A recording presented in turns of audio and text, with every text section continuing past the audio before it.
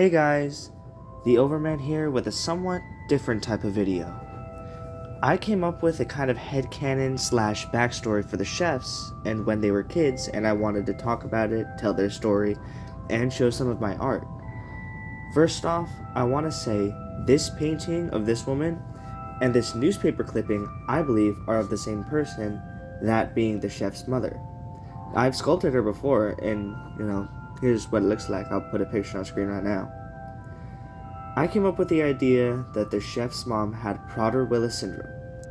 Symptoms of Prader-Willis include lack of muscle growth, overeating and excessive appetite, learning difficulties, a proneness to emotional outbursts, and underdeveloped sexual organs.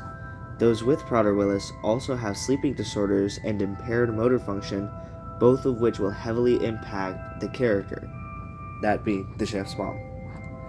Those with Prader-Willis also have some distinct facial features such as almond-shaped eyes, narrow temples, a turned-down mouth, and a thin upper lip. This disability is a big part of her character, and I want it to be very thematically important.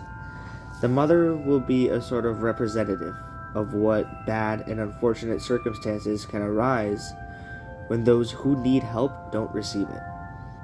I want to include this as a specific disability. My favorite Little Nightmares character, the janitor, I think is really compelling, partly because he's blind. He's disabled, and although he is a monstrous creature in his own right, this disability was handled tastefully, and despite him committing horrific actions, he's so well characterized that it doesn't come across as cruel or distasteful. That's what I want the chef's mother to be. A lot of the symptoms of her syndrome will negatively affect her children and will cause long-lasting traumas that lead into adulthood. However, you will not hear me say at any point that she is abusive, because she isn't. The chefs themselves love their mother, and their mother loves them. Even if she negatively affects her children's lives very heavily, I want this to make their story more tragic. They aren't victims of abuse. The chefs and their mother are all victims of circumstance, and they try to make things work despite knowing that they won't. With that out of the way, let me set the scene. The chefs have both a mother and a father. The mother might as well be single, however, as the father is never home. He lives at work, days of travel away. He never leaves his office, and he gets paid very little, but every ounce of money he sends to his family. He deeply cares about his family, even if he physically cannot be there for them. All of this money goes to food. The mother is very impulsive, and her endless appetite causes her physical pain if she doesn't eat. She has her children cook for her, or she orders fast food delivery. When the twins cook, they're more so making just microwave meals, not real food. The mom is constantly eating. Their small apartment building littered with dishes and fast food bags and boxes and just trash everywhere. The twins work all day, helping clean after their mother best they can. She hugs them, thanks them, but can't really provide anything else.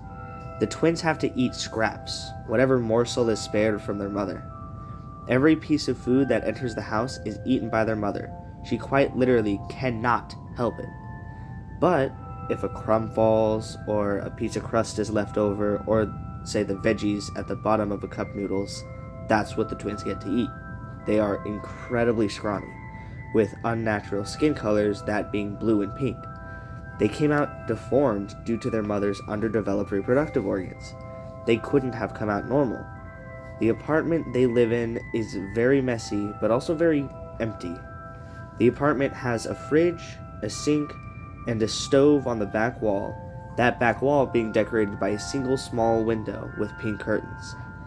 There's a radiator on the right side of the building, the only source of heating, right next to the mother's chair, in which she is physically incapable of getting up from. She is always seen watching television. She is unable to leave the chair, let alone her house. She can't even look back to see out of the back window, although the only view she would see would be another apartment building like 10 feet away, shrouded in the smog of the city their apartment building is in. The television she is glued to is her only glimpse into the outside world, and she never stops watching.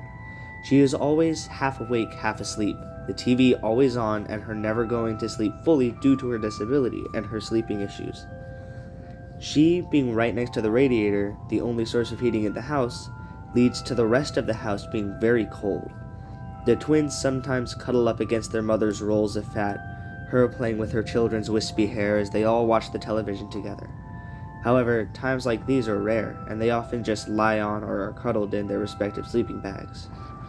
The twins have a separation anxiety with each other. They are always together, and they kind of have to be. In their youth, they never left the house. All they knew was each other, their mom, and the occasional delivery man with food. Only in their teens were they able to leave the house only to go work. They got a dishwashing job because that's all they knew at a restaurant down the street, hidden in the back. Even the other residents in the nowhere found them hideous to look at, so they hid in the back room, washing dishes, never talking to their coworkers, only there for money to help support their mom. Back at home, whenever it was nighttime, they would sleep in their sleeping bags right next to each other like we see them do in the mall. Above their bags is a dog cage. Their mother is loving, and she tries her absolute hardest, but she worried her kids might misbehave, and her best idea at the time was to get a cage as a punishment to put her kids in if they acted out. After the cage was delivered, however, she immediately regretted this. But the twins weren't strong enough or smart enough to get it returned, so it lay there dormant in the house. It didn't go fully unused, however.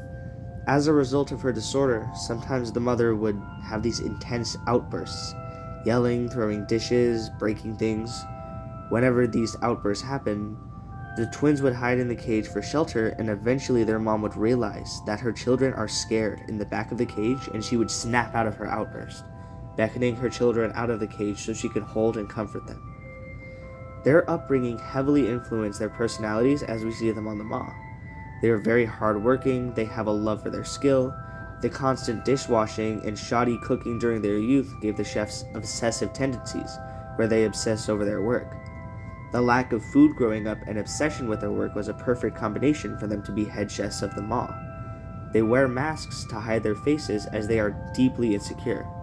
The chefs now are fat, but not as fat as the guests. They now have access to a surplus of food, and they will take advantage of that, but they will remain conscious not to end up like their mom. The outburst they have when they see Six stems from their obsessive nature and learned behaviors from their mother. Six is an intruder, dirtying the pristine paradise the chefs have curated, and they have such strong reactions because they learned that behavior from their mom. The chefs' upbringing shaped them into who they are when we see them on the Ma.